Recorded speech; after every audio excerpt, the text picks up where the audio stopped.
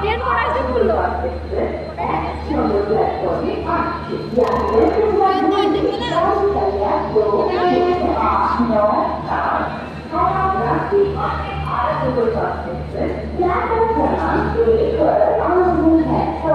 Hello friend, তো দেখো আমরা এখন খড়গপুর স্টেশনে বসে আছি। তো তোমাদেরকে খড়গপুর স্টেশনটা একটু দেখিয়ে দিচ্ছি। দেখো ওই দেখো ওই ট্রেনটা আমরা যাচ্ছিলাম।